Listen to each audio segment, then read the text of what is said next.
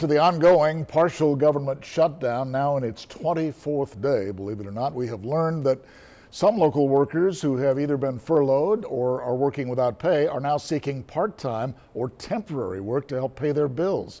Our Bill Churchwell joins us now with a look at how a local employment agency is trying to keep up with the demand. Bill?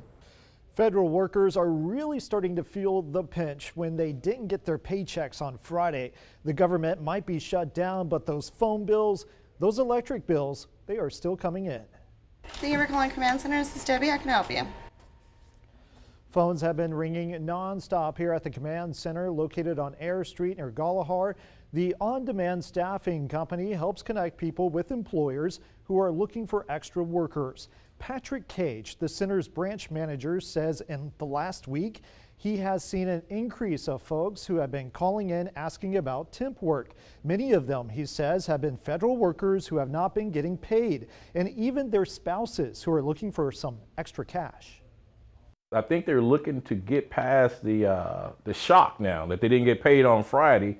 I'm like, whoa, this is real. We have some light industrial, we have laundry services, warehousing, construction, a lot of banquet jobs. So if there's any employers that want to help out, hey, we'll be more than happy to accommodate. And Cage said that people are paid on the same day they report to work, and said that workers can choose their hours, day or night. To apply, you can go to commandonline.com and fill out an application there. By the way, they do conduct background checks. He also said that pay depends on the job, but can range from minimum wage to $14 an hour. Joe, back to you. Bill, thanks very much.